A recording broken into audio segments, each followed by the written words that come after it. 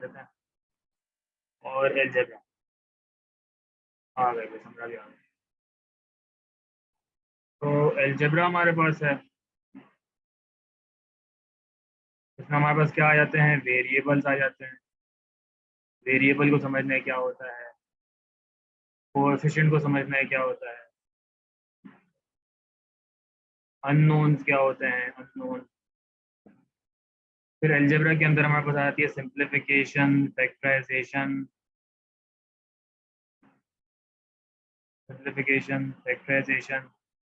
Expansion,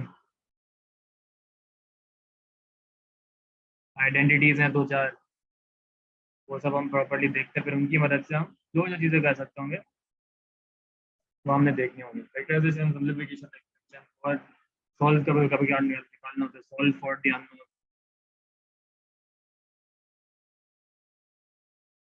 और algebra के अंदर भी थोड़ा सा इंडाइसिस वाला मामला आ जाता है, जो हमने इंडाइसिस का चैप्टर नहीं किया था, हमने क्लास में भी देखा था कि इंडाइसिस आ रहा था वेरिएबल के साथ, एक्स की पावर हाफ, एक्स की पावर टू। तो ये पांच छह चीजें आती हैं अलजेब्रा में, और इनकी आपस में किस तरीके से लेके चलते हैं, ये टोटल हमारा अलजेब्रा है। इसमें से मेरे ख्याल से सबसे मुश्किल वाला पार्ट तो मेरे ख्याल से वही क्वाड्रेटिक जब आ जाता है हमारे पास मामला। फिर हमारे पास लीनियर और क्वाड्रेटिक का डिफ्रेंशिएशन है कि लीनियर किस तरीके से होते हैं, equation, linear equation properly discuss करना है। फिर हमारे पास है क्वाड्रेटिक इक्वेशन प्रॉपर्ली डिस्कस करना है, लीनियर और क्वाड्रेटिक भी हो जाएगा। फिर लीनियर की ग्राफिंग और क्वाड्रेटिक की ग्राफिंग, क्वाड्रेटिक की कितनी शक्लें होती हैं, मिडिल टर्म ब्रेकिंग हम देखेंगे यहाँ पर, मिडिल टर्म ब्रेकिंग। तो ये आपको ओवरव्यू मिल रहा है कि भाई आगे आने वाला क्या है, ठीक है, मिडिल टर्म ब्रेकिंग भी होगा। तो ये सारी चीज़ें हम प्रॉपर्ली देखेंगे, बिल्कुल शुरू से देखेंगे और बिल्कुल बेसिक से। अलजेब्रा में हमारे पास सबसे पहले तो आ जाते हैं वेरिएबल्स। वेरिएबल क्या है, वेरिएबल क्या है, आपके पास कोई भी सिंबल हो जाता है वेरिएबल। वेरिएबल्स हैं क्या, अननोन है। वेरी, वेरी का मतलब क्या होता है, वेरी का मतलब जो है चेंज हो रहा है, वेरी। तो ये जो वेरिएबल हम निकालते हैं, कैलकुलेट करते हैं, वो हर सवाल में उसकी अलग वैल्यू होती है। कभी हम एक सवाल में एक्स की वैल्यू 5 निकाल दी, दूसरे सवाल में अगर एक्स आ रहा होगा तो वो 2 आ जाएगा, तीसरे सवाल में कभी एक्स आ रहा होगा तो वो 5 आ जाएगा, और वापस 10 आ जाएगा, 15 आ जाएगा। तो ये वैल्यूज चेंज हो रही होती हैं। तो ये होती हैं वेरिएबल्स। वेरिएबल्स की वैल्यू फिक्स नहीं होती, वेरी कर रही हो। फिर आता है हमारे पास कॉन्स्टेंट्स। कॉन्स्टेंट्स हमारे क्या होते हैं, ये नंबर्स होते हैं, 1, 2, 3, 5 और 7, -10। ये सारे कॉन्स्टेंट्स हैं, इनकी वैल्यू बदल नहीं सकते। -10 का मतलब 2 नहीं हो सकता, नहीं, इनकी वैल्यू चेंज नहीं होगी। तो इस वजह को कहते हैं कांस्टेंट। कांस्टेंट का मतलब यही होता है कि वो कांस्टेंट है, फिक्स है, हिला नहीं सकते। तो ये हमारे पास वेरिएबल्स अननोन है, और ये कोई भी सिंबल हो सकता है। सिंबल कोई सा भी, वेरिएबल ज्यादा अल्फाबेट्स इस्तेमाल होता है, एक्स, वाई, जी, एल, एम, एन, के, टी, ओ, आर, कुछ भी हो सकता है। इसके अलावा ग्रीक लेटर्स भी कभी बार इस्तेमाल होते हैं, जैसे मैंने अल्फा बीटा इस्तेमाल करता है, अल्फा बीटा गामा जावा। इस तरीके से हमारे पास ये एक ये भी होता है, रो, फिजिक्स में पढ़ा होगा आपने रो। ये सारे क्या है, वेरिएबल्स ही कहलाते हैं। सारे अननोन है, सिंबल, कोई भी सिंबल आप इस्तेमाल कर सकते हो एज अ वेरिएबल, ठीक है। ये आपके ऊपर कोई भी रेस्ट्रिक्शन नहीं होती। अगर क्वेश्चन में एक्स इस्तेमाल करें तो you will continue using X, लेकिन if you want to introduce your own variable, it can be any symbol, ठीक है, क्योंकि वेरिएबल है, सिंबल है, anything can be a variable. फिर आ जाता है वेरिएबल का कोएफिशिएंट। कोएफिशिएंट क्या होता है, the constant with the variable, the constant with variable. इसका मतलब क्या है,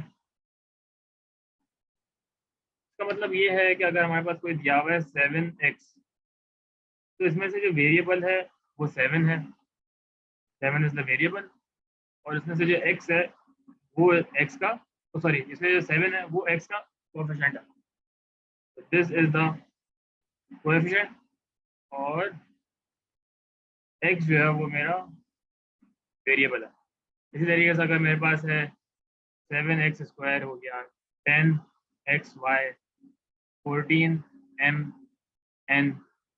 तो ये 14, 10 और ये 7, ये हमारे कोएफिशिएंट होता है, ठीक है। The number with the variables is called the coefficient.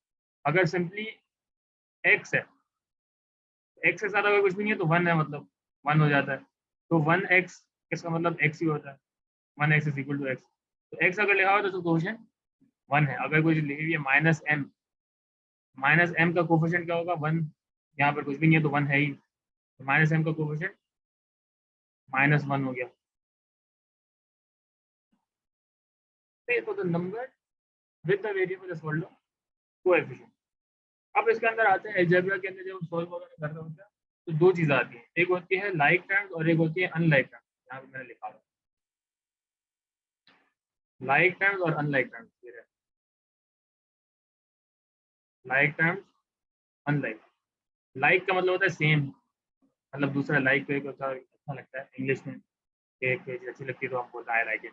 लेकिन लाइक का एक और भी वर्ड होता है कि एक और मतलब ये भी होता है कि सेम चीज़ें होती है जब तो होता है, जैसे कि चलो इंग्लिश तो पढ़ा नहीं रहा, वो तो बात ही बात है। लाइक का मतलब same with the same variable. अगर सेम वेरिएबल आ रहा है किसी भी नंबर के साथ तो वो हम बोलेंगे लाइक टर्म्स। जैसे 5 और 6 है, इन दोनों के पास वेरिएबल है ही नहीं, तो दोनों के दोनों लाइक टर्म्स हैं, because there is no variable with them.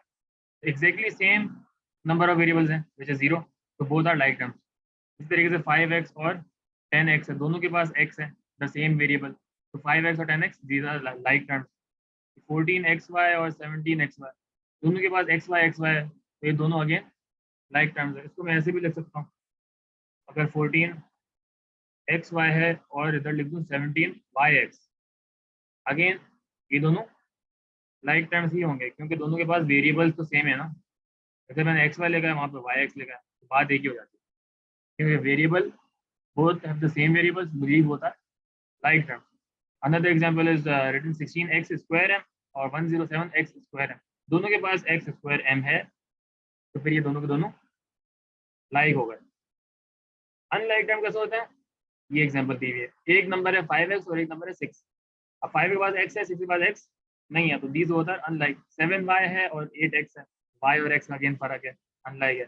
2xy है और 7x है, तो 7 के पास y नहीं है, अगेन तो ये अनलाइक है। इसी तरीके से अगर हमारे पास है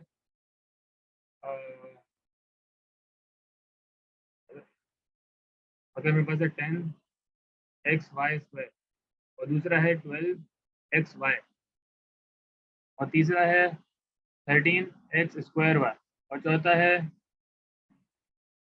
4x स्क्वायर वाई स्क्वायर, ये सारे के सारे अनलाइक हैं आपस में, इन दोनों में तो कोई भी लाइक नहीं है, इसमें कोई भी चीज़ रिपीट नहीं हो रही, वेरिएबल कहीं पे रिपीट नहीं हो रहा है। यहाँ पे एक एक्स से दो वाई है, ये चीज़ कहीं और नहीं है। यहाँ पे एक एक्स है एक वाई है, यहाँ पे दो एक्स है और एक वाई है, यहाँ पे दोनों दो दो है। तो ये चारों के चारों अनलाइक है, एक दूसरे के कोई भी सेम नहीं है, क्योंकि variable number of variables should also be same. सही है। तो अनलाइक और लाइक टर्म, सबसे पहले तो आपको ये समझना चाहिए कि आपके पास इक्वेशन आपको दिख गई तो you should be able to differentiate कि कौन सा लाइक है कौन सा अनलाइक। नेक्स्ट टर्म क्या, नेक्स्ट अब ये चीज़ हमें पता चल गई तो हम उसकी मदद से हम चेक करते हैं कि कौन सी चीज़ मल्टीप्लाई ऐड हो सकती है डिवाइड हो सकती है। अब यहाँ पे क्या दिया हुआ है, like terms can be added and subtracted. अब जब तक कोई चीज़ लाइक नहीं होगी तब तक हम उसको ऐड और सब्ट्रैक्ट नहीं कर सकते। तो यहाँ पर अगर मैं इसके अंदर प्लस माइनस लिख दूँ, जैसे कि 7y प्लस 8x, इसको मैं ऐड नहीं कर सकता, तो इसको मैं ऐसे ही छोड़ दूंगा, बिकॉज ये दोनों लाइक टर्म्स हैं ही नहीं, तो इनको आपस में ऐड नहीं कर सकता। सिंपली अगर ये माइनस भी होता तो माइनस भी नहीं कर सकता था, बिकॉज ये जब तक लाइक नहीं होगा तब तक ये प्लस माइनस नहीं होगा, और अगर लाइक हो गया तो प्लस माइनस हो जाएंगे। ठीक है, तो प्लस माइनस करने के लिए लाइक टर्म्स होना जरूरी है। The number of variables should be the same with both terms for it to be for them to be added और सब्ट्रैक्टेड। दूसरा दूसरा क्या, लाइक और unlike terms can be multiplied और डिवाइड। अच्छा, मल्टीप्लाई और डिवाइड करते हुए लाइक और अनलाइक का कोई फर्क नहीं पड़ता, आप दोनों को डिवाइड कर सकते हो, दोनों को मल्टीप्लाई कर सकते हो, लाइक और अनलाइक को आपस में भी मल्टीप्लाई डिवाइड कर सकते हो। सिर्फ प्लस माइनस करते हुए आपने ख्याल रखना होता है कि लाइक टर्म्स हो। यहाँ पे कुछ हमें इसने एग्जाम्पल दी है। अब सबसे पहले तो हमें आइडेंटिफाई करना होगा कौन से लाइक है कौन से नहीं है। हमारे पास 12x और -4x, ये दोनों लाइक टर्म्स हैं, और ये वाले 13y और 33y, ये दोनों लाइक है। अब प्लस माइनस हो रहा है बीच में, तो मैं सिर्फ लाइक लाइक को और लाइक लाइक को ही सब कर सकता हूँ। तो मैं क्या कर सकता हूँ, इनको अरेंज कर सकता हूँ। पहले तो 12x -4x और और प्लस 13y प्लस 3y। तो 12 माइनस 4 8 हो गया, तो ये 8x हो गया और ये 16y हो गया। और इसको मैं फर्दर और सॉल्व नहीं कर सकता because now these both terms are unlike. अब ये सॉल्व नहीं हो सकता। This would be my final answer. ये सिंपलीफाई कर दिया मैंने, अब फर्दर सॉल्व नहीं हो सकता। सिमिलरली यहाँ पर दूसरी एग्जांपल है, यहाँ पे 16xy है और ये 3xy है। ये दोनों आपस में हो सकते हैं because these both are like, और ये दोनों लाइक्स हैं। 16 माइनस 16x² और माइनस 16x²। तो ये और ये ऐड हो जाएंगे, क्या हो जाएगा 19xy। और ये माइनस 16 और माइनस 16 माइनस माइनस प्लस हो जाता है, लेकिन साइन माइनस की रहेगी, तो माइनस 32x² y हो गया। फिर यहाँ पे ये प्लस माइनस का देख लिया हिसाब किताब क्या होता है।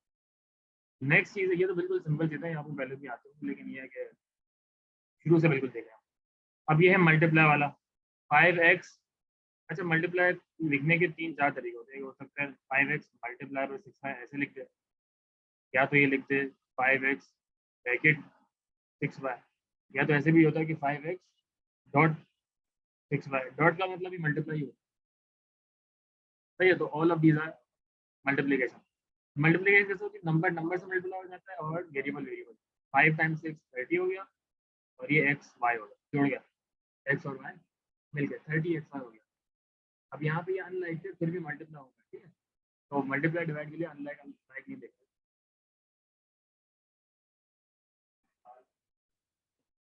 एक मिनट रुको।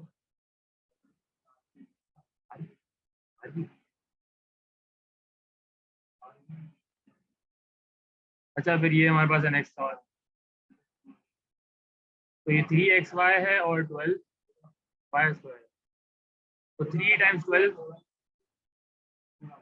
36 हो गया, और x y multiply by y square.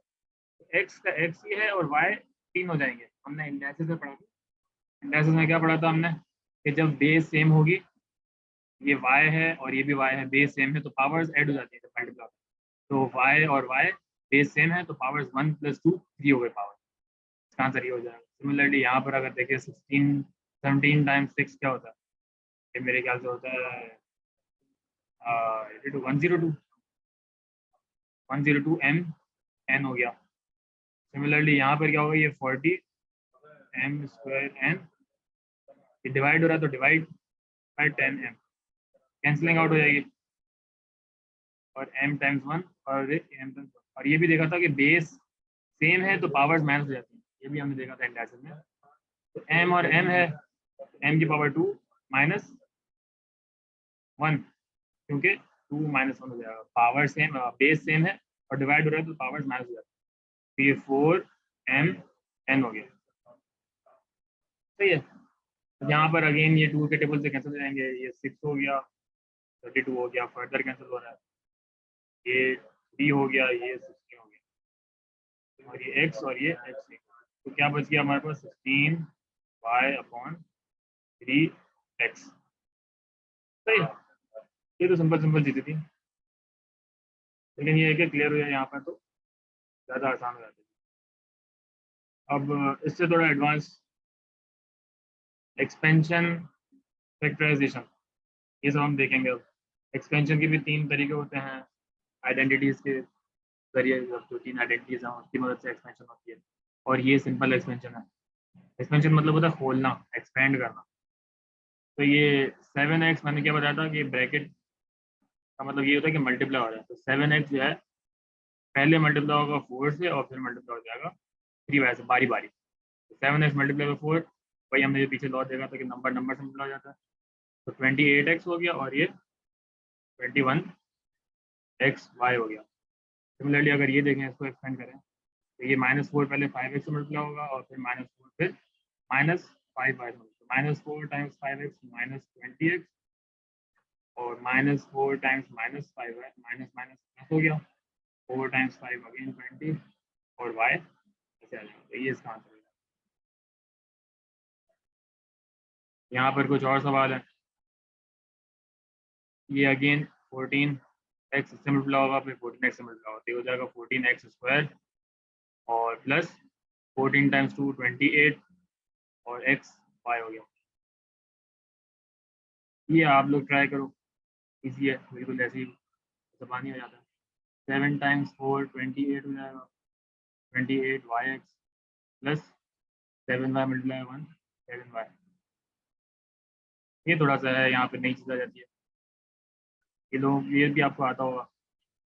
इसमें क्या होगा कि आप पहले टाइम को पहले मल्टीप्लाई करो इससे और फिर इससे, और फिर आप दूसरे टाइम को 1 जो है उसको इससे और फिर इससे, तो 4 टर्म आ जाएंगे, फिर सिंप्लीफाई कर दो। तो मैं एक एग्जांपल करा देता हूँ, फिर आप बाकी के 3 आप दोनों ट्राई करना, हो जाएंगे आपसे। तो पहला नंबर लिया 4x, 4x को पहले x से मल्टीप्लाई का, तो ये हो गया 4x²। फिर 4x को मल्टीप्लाई किया 2 से, तो ये हो जाएगा 8x। फिर 1 टाइम्स x x और 1 टाइम्स 2 2 हो गया। अब ये देखो इसमें 8x और x ये लाइक टर्म्स है, 8x प्लस x ये 9x हो गया, बाकी कोई भी लाइक टर्म नहीं है। इसके पास x² है, इसके पास एक x, इसके पास x ही नहीं है, तो यहाँ तक हमारे ये फाइनल आंसर हो जाएगा, एक्सपेंड कर दिया। चलिए बाकी 3 भी आप ट्राई करो, तीनों मुझे आंसर बता दो। सर फर्स्ट वाले का answer 3x² minus 9x plus 6 है। x² निकाल लेते हैं, आंसर है 3x² minus 8x minus 3। x multiply किया आपने पहले 3x से, तो 3x² हो गया, फिर x मल्टीप्लाई किया आपने 1 से, तो x हो गया। एक मिनट आप, अच्छा हाँ सही है, मैंने एक गलती, सही है, ठीक है। सर नेक्स्ट पार्ट का आंसर जो माइनस x वाला है, इसका answer -x² plus 5x plus 4 है।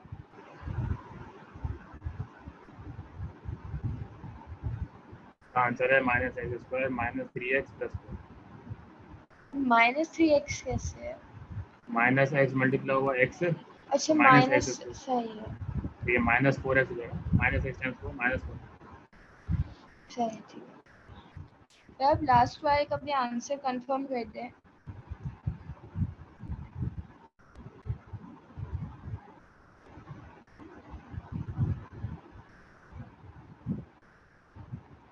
यही है, जी सही है, बेहतरीन है। तो जब भी 2 ब्रैकेट आएंगे इस तरीके से हो जाएगा।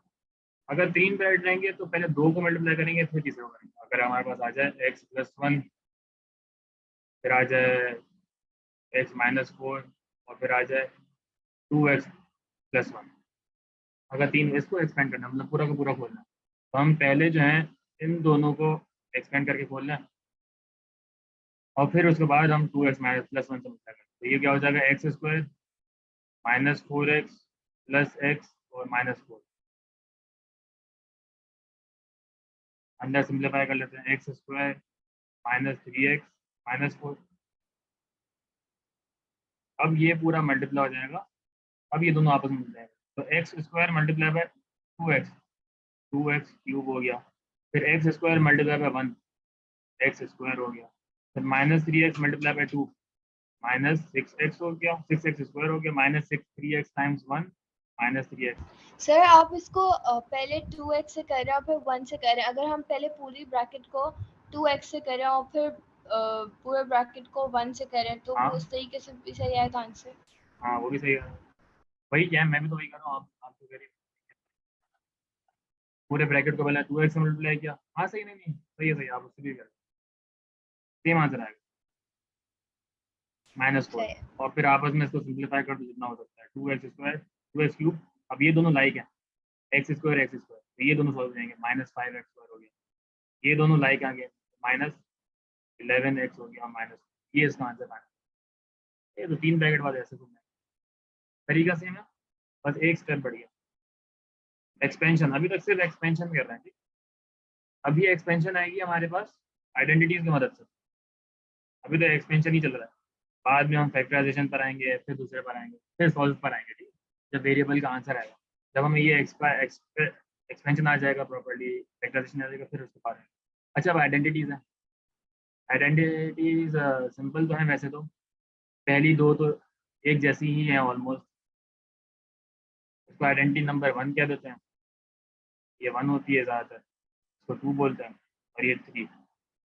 आइडेंटिटी 1 क्या है, ए प्लस बी, ए माइनस बी। बस इन दोनों में फ़र्क क्या है कि अगर यहाँ पे माइनस है, सॉरी यहाँ पे प्लस है तो यहाँ पे प्लस आ गया, अगर ये माइनस है तो यहाँ पे माइनस हो गया, बाकी पूरा सेम है। तो प्रैक्टिस में जब हो जाएगा काफ़ी तो फिर ये आसान हो जाता है, याद हो जाती है पूरी। थर्ड आइडेंटिटी भी हम लगाएंगे थोड़ी देर के बाद, पहली तो अभी फिलहाल देखते हैं। अब करना क्या होता है, वी हैव टू कंपेयर। हमारे पास यही शक्ल में दिया हुआ है, जो भी चीज़ दी हुई है क्वेश्चन ए प्लस बी की शक्ल में ही है। ए हमारा एक्स हो गया और बी हमारा 2 हो गया और बीच में प्लस है। तो जहाँ जहाँ हमारे आइडेंटिटी में A square plus 2ab plus B square, तो जहाँ जहाँ ए आ रहा है वहाँ पे मैं एक्स यूज़ कर लूँगा, क्योंकि ए की जगह पे एक्स है हमारे सवाल में। तो ये हो जाएगा एक्स स्क्वायर प्लस 2 क्वेश्चन का पार्ट है, तो आइडेंटिटी का पार्ट है। ए अगेन एक्स है, बी हमारा 2 है, प्लस 2 का स्क्वायर। अब इसको सिंप्लीफाई कर देंगे, x square plus 4x plus 2 का स्क्वायर 4, ये ऐसे खोल जाएगा। इसको आप ऐसे भी खोल सकते हैं जो आपने पहले देखा ना, ये x प्लस 2 का होल स्क्वायर है। इसका मतलब क्या है कि x प्लस 2 है मल्टीप्लाई बाय x प्लस 2 है, वही बात हो जाएगी, क्योंकि होल स्क्वायर का मतलब क्या है कि दोनों एक दूसरे से मल्टीप्लाई हो रहा है। तो मैं x प्लस 2 के होल स्क्वायर को मैंने ऐसे भी अलग अलग भी कर दिया। अब इसी चीज़ को अगर आप पुराने वाले तरीके से खोलोगे ना, तब भी हमारा सेम आंसर है। तो अगर मैं पुराने वाले तरीके से खोल लेता हूँ, x multiply by x x square, x multiply by 2 2x, 2 multiply by x 2x, और 2 2 4, और इसको सिंप्लीफाई किया अगेन, वही आंसर आ गया जो हमारा ये आइडेंटिटी का है।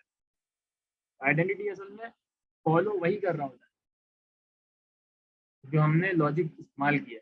बस वो आइडेंटिटी क्या है कि एक स्टेप हमारा शॉर्ट हो गया, ये वाला स्टेप जो था ये हमारा इस आइडेंटिटी की मदद से गायब, सही है, काम आसान हो गया। तो असल में लॉजिक वही चल रही होती है आइडेंटिटी में भी, बस काम आसान हो जाता है। अब ये वाला क्या है, ए माइनस बी वाली शक्ल है, इसमें ए हमारे पास 3x है माइनस बी हमारे पास 4 है। तो ये कैसे खुलेगा, A square minus 2ab plus B square. Identity आपको खुद ही याद हो जाएंगी, प्रैक्टिस करती रहो, लिख भी लेना। अब ए हमारा 3x है, तो ए की जगह पे मैंने 3x लिख दिया, माइनस 2 ए 3x बी 4 प्लस 4 का स्क्वायर, 3x स्क्वायर, तो 3 का स्क्वायर 9 और x का square x square, 2 times 3 6, 6 times 4 24, 24x हो गया, और ये 16 हो गया।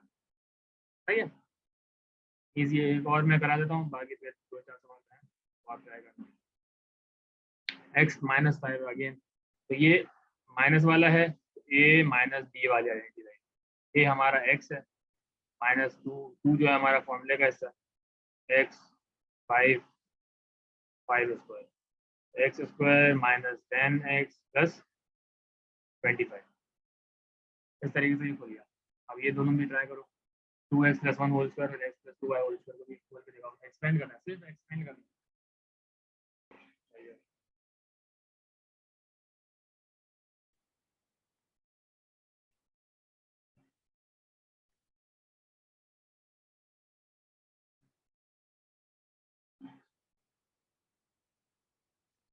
2x square plus 2x 1 plus 1 square, उसको सिंप्लीफाई कैसे करेंगे, इसको खोलेंगे ना।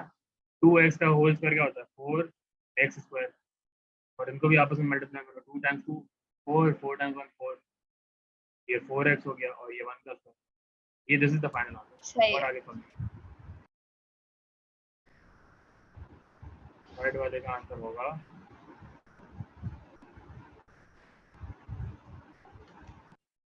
यहाँ पर एक छोटा सा ट्विस्ट है। हाँ सही हुआ, सही हुआ जी। वाह भाई, ये देखते हैं क्या किया।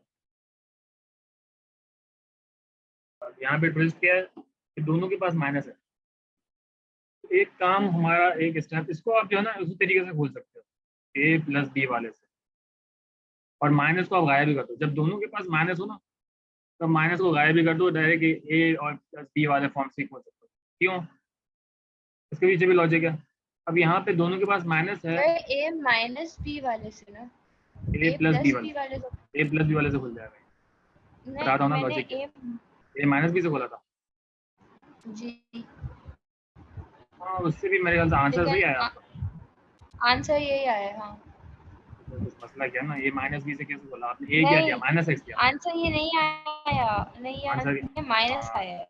यहाँ पर आपको माइनस आया होगा, माइनस आया होगा। हाँ अब दोनों के पास माइनस आ रहा हो ना, तो आप इसको डायरेक्ट ए प्लस बी वाले से खोलते हो, इसके पीछे भी लॉजिक है।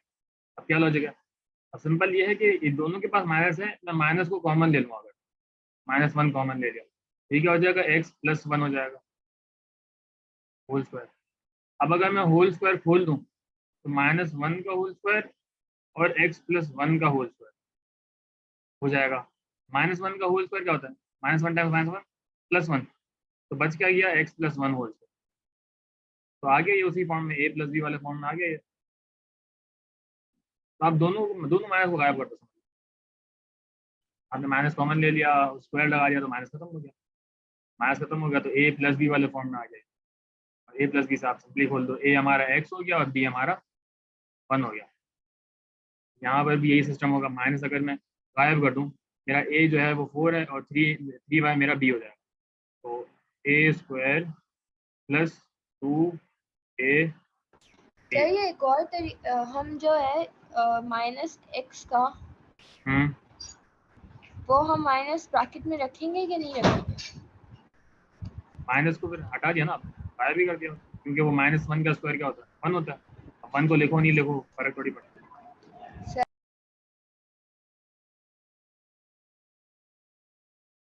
वैसे इस तरीके के सवाल तो कम ही आते हैं, लेकिन ये अगर आ गए आपको शक्ल दिख गई ऐसी, तो फिर इस तरीके से देखिए, ठीक है। ज़्यादातर तो यही वाला आइडेंटिटीज आती हैं, ए प्लस बी, ए माइनस बी। ये हमारी तीसरी आइडेंटिटी है। तीसरी आइडेंटिटी थोड़ी सी कंफ्यूजिंग है, मतलब सही है, कंफ्यूजिंग तो नहीं बोलना चाहिए, इजी ही है। तीसरी आइडेंटिटी कहती क्या है कि अगर मेरे पास कोई शक्ल है इस फॉर्म ए प्लस बी और ए माइनस बी, ए खुल जाएगा ए स्क्वायर माइनस बी स्क्वायर। अगर कोई दो चीज़ें आपस में प्लस हो रही हैं और माइनस हो रही हैं, जैसे 4x+1 है, 4x-1, पूरा कंप्लीट ब्रैकेट दोनों सेम है, लेकिन फर्क क्या है, एक दफ़ा प्लस है एक दफ़ा माइनस है, तो ये सॉल्व कैसे हो जाएंगी, डायरेक्ट मैं लिख दूँ ए स्क्वायर प्लस बी स्क्वायर। ए मेरा 4x है, तो क्या हो जाएगा 4x का स्क्वायर और माइनस ये फॉर्मूले का हिस्सा है और 1 का स्क्वायर, ये हो जाएगा 16x स्क्वायर माइनस 1। इस तरीके से ये बोल जाएगा। अब यही चीज़ को आप जो नॉर्मली जो सबसे पहले हमने फॉर्म देखा था ये वाला, ऐसे लंबी करके अगर मल्टीप्लाई करके खोलोगी ना, ये वाला तरीका, तब भी हमारे पास सेम वही आंसर बचेगा। ठीक है, तो ये आइडेंटिटीज मैंने अगेन वही बात कहूँगा कि आइडेंटिटीज भी वही उसी लॉजिक को सर इस्तेमाल होते हुए बने। हाँ बोलो। ये थर्ड वाले आइडेंटिटी जो आपने इसको किया है वो आप वापस एक बार एक्सप्लेन कर दें। हाँ, थर्ड आइडेंटिटी क्या कहती है, ये शक्ल है थर्ड आइडेंटिटी, ए प्लस बी ए माइनस बी, यहाँ पे लिखते हैं ए प्लस बी ए माइनस बी। अगर ए बी के साथ प्लस हो रहा है और ए बी के साथ माइनस हो रहा है, मतलब पूरे दोनों ब्रैकेट में सिर्फ प्लस माइनस का फर्क है और पूरे दोनों ब्रैकेट सेम है, एक्जैक्टली सेम है। जैसे पीछे क्या था, 4x-1 और 4x+1, सिर्फ और प्लस माइनस का फर्क है, तो ये खुल कैसे जाएगा, ए स्क्वायर माइनस बी स्क्वायर। ए जो था उसका स्क्वायर किया माइनस बी जो था उसका स्क्वायर किया, और सिंपली ये सॉल्व हो जाएगा। ये सवाल है, देखो दोनों ब्रैकेट एक्जैक्टली सेम है, 3x xy सिर्फ प्लस माइनस का फर्क है। तो ये थर्ड आइडेंटिटी है। थर्ड आइडेंटिटी क्या होती है, ए स्क्वायर माइनस बी स्क्वायर में खुल जाएगा। तो ए की वैल्यू मेरी 3x है माइनस बी की वैल्यू मेरी xy है। जब ये खुल जाएगा तो क्या हो जाएगा, 9xy minus x square y square. ये हमारा फाइनल आंसर है। दोनों ब्रैकेट सर में सिर्फ प्लस और माइनस का फर्क है। ये वाले दो एग्जांपल और दिए हैं, इन दोनों में भी देखो सिर्फ प्लस और माइनस का फर्क है। इनके भी आंसर निकालो।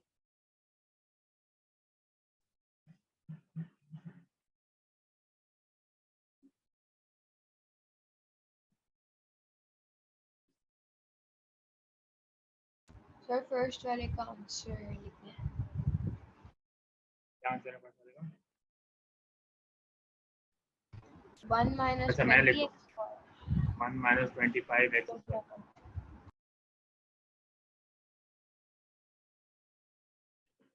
सही है, 5 5 25 और एक्स स्क्वायर। जी अब मेरे ख्याल से इसको आगे टाइम तो है वैसे तो 10 मिनट और है। फैक्टराइजेशन फैक्टराइजेशन हम हाँ देखेंगे अभी। एक्सपेंशन और फैक्टराइजेशन एक दूसरे के उल्टे, एग्जैक्टली उल्टे। इजी है, सिंपल है। फिर हमारे पास है लीनियर इक्वेशंस को देखना, थोड़ी बहुत इक्वेशंस आ जाएंगी। इसमें तो आइडेंटिटी वाला पार्ट जो है ना वो बड़ा काम है।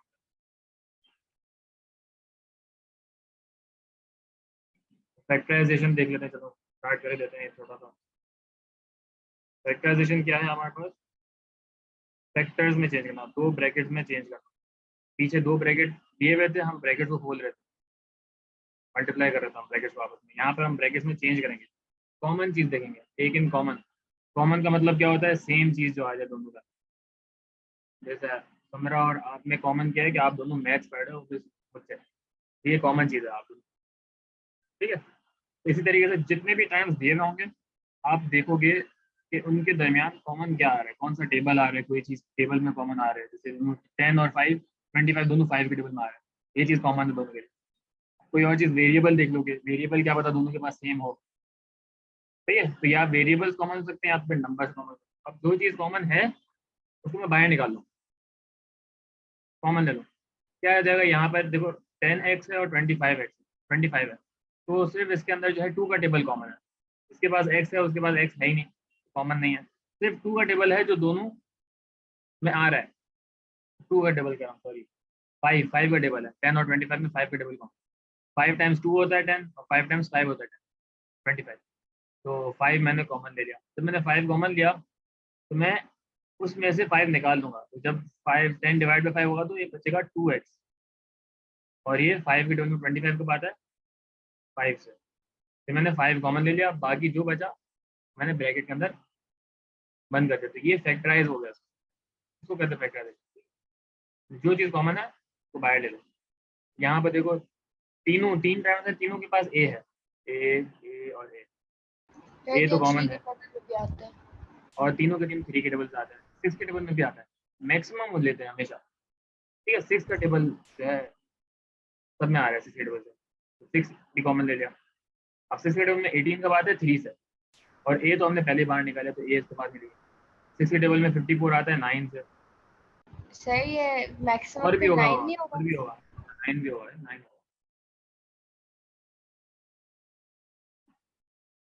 8 कॉमन है और 9 भी कॉमन है। 18 नहीं हो जाएगा? जी 18 ही हो जाएगा डायरेक्ट। 18 कॉमन ले लिया, 18 ए। ये पूरे का पूरा मैंने कॉमन बाहर निकाल लिया, तो क्या बचा? क्या 1 बचा। फिर माइनस 18 के टेबल में 54 आता है 3 से, और ए बाहर निकाल लिया है, वाई बचा, प्लस 2 ए। ये मैंने कंप्लीट फैक्टराइजेशन कर दी। सिमिलरली यहाँ पर भी कॉमन निकालना आपने।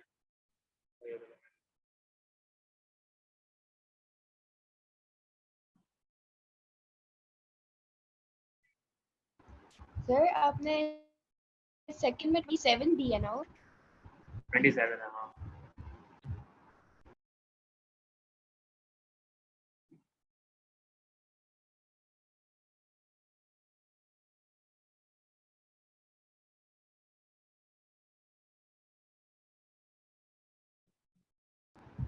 सही है। अच्छा एक और भी चीज़ ऐसे भी हो सकता है कभी बार फैक्टराइजेशन करनी हो, जैसे कि अगर आपके पास है 5x प्लस 3x-2। अब ये दो टर्म्स है, एक टर्म है ये 5x-2 और दूसरी टर्म है 3x-2। इन दोनों में कॉमन क्या है? ये इतना पार्ट कॉमन है, x-2 ये चीज़ कॉमन है, इसको मैं बाहर निकाल दूंगा। पहले हम इसको सॉल्व नहीं करेंगे? फैक्टराइज करना ना, एक्सपेंड नहीं करना। फैक्टराइज मतलब कॉमन लेना। सही है। अगर बोलते हैं एक्सपेंड तो फिर एक्सपेंड कर दो, तो बोलते फैक्टराइज। फैक्टराइज का मतलब क्या? कॉमन लेना। अब इन दोनों टर्म्स में x-2 कॉमन है, तो x-2 मैंने कॉमन ले लिया, बचा क्या अंदर? 5x बचा और प्लस 3 बच गया। तो ये क्या हो गया? x-2 5x plus 3। तो ये दो ब्रैकेट में चेंज होगा। अगर हमारे पास है 7xy x plus y minus 7y plus x, तो अगेन इसमें भी क्या है, ये जो ब्रैकेट है x plus y, y plus x, ये दोनों सेम है, एक्जैक्टली सेम है, वाई प्लस एक्स हो या एक्स प्लस वाई, कोई फर्क नहीं पड़ता, ये दोनों ब्रैकेट सेम ही है। इन दोनों को मैं कॉमन ले सकता हूँ। जब मैं कॉमन ले लिया तो एक ब्रैकेट बन गया इसका, और दूसरा ब्रैकेट क्या जो बच गया, 7xy माइनस 7, सही है। ये आ गया। अगर हमारे पास सवाल है -3x minus Y plus 4y minus x, अब यहाँ पर जो दो ब्रैकेट्स हैं वो सेम तो है, तकरीबन सेम है, बस एक माइनस का फर्क है ना। तो यहाँ पर x माइनस फाइव है, y है, वहाँ पर y माइनस एक्स है। तो मैं कोशिश ये करूँगा कि इन दोनों ब्रैकेट्स को मैं सेम कर सकूँ ताकि मैं कॉमन ले लूँ। तो मैंने सेम कैसे किया, मैंने समझ लो ये जो -3 था ना, माइनस, ये माइनस मैंने मल्टीप्लाई करा दिया अंदर ब्रैकेट के साथ, तो यहाँ पे 3 रह जाएगा, और minus multiply by X minus X, और minus multiply by minus Y plus Y हो गया। अब देखो एग्जैक्टली हमारे ब्रैकेट सेम हो गए, वाई माइनस एक्स और वाई माइनस एक्स। अब वाई माइनस एक्स को मैंने कॉमन ले लिया, और 3 + 4 ये बच गया, 3 + 4 तो 7 होता है, तो वाई माइनस एक्स इंटू 7, ये दो ब्रैकेट आ गए। अब इसमें एक तरीका तो ये था कि हम माइनस, ये जो माइनस था उसको हम अंदर मल्टीप्लाई करा। दूसरा तरीका क्या था कि मैं इस ब्रैकेट में से माइनस को कॉमन ले लूँ, -3x माइनस वाई, और अगर मैं माइनस कॉमन लेता हूँ -4 हो जाएगा ये। अच्छा, जब भी याद रखना कि माइनस को कॉमन लो या माइनस को ब्रैकेट के अंदर डालो तो सबकी साइन चेंज हो जाएगी। तो ये प्लस वाई था तो ये माइनस वाई हो गया, और वो माइनस एक्स था तो प्लस एक्स हो गया। ये मैं लिख देता हूँ, नंबर, ये आखिरी चीज है, you factorize a minus sign और expand a minus sign, a minus into bracket. दोनों से काम क्या होगा, ऑल साइंस विल चेंज। जो प्लस था वो माइनस हो जाएगा, जो माइनस था वो प्लस हो जाएगा। यहाँ पर भी देखो यही हुआ था, जब मैंने माइनस को अंदर मल्टीप्लाई किया तो प्लस वाले सारे माइनस हो गए, माइनस वाले सारे प्लस हो गए। और यहाँ पर जब मैंने माइनस कॉमन लिया, जब मैंने माइनस बाहर भी निकाला तब भी वही हाल हुआ है कि प्लस माइनस हो गया, माइनस प्लस हो गया। ये बड़ा काम की चीज़ है, और अगर इसे समझ में आ गया, इस्तेमाल करना आ गया, तो मतलब काम आसान हो जाता है बहुत ज़्यादा। ये भी लिख लो अपने पास, तो यहीं पर रखना है। ठीक है, देखो फैक्टर ही ले रहा है, फैक्टर क्या है कि सेम चीज़ को बाहर निकालना है, एक ब्रैकेट में चेंज करना है। तो ये सारा हमने काफ़ी चीज़ें देखनी है आज हमने अलजेब्रा की, और इसके अंदर फिर हमारे पास और भी आ रहा है, expressing as a single fraction, फिर ये इक्वेशंस हैं छोटी मोटी, फिर हमारे पास वर्ड प्रॉब्लम्स है थोड़े से, फिर हमारे पास ये इनइक्वालिटीज़ हैं, फिर लीनियर इक्वेशन, फिर ग्राफ्स वगैरह। ये थोड़ा सा लंबा चलता है, लेकिन ये है कि इसको सही से कर लो, काम आसान हो जाएगा। फिर बस प्रैक्टिस में क्वेश्चन आपको शेयर कर दूंगा जो सामने क्या, ठीक है। फिर मिलते हैं इंशाल्लाह नेक्स्ट क्लास में।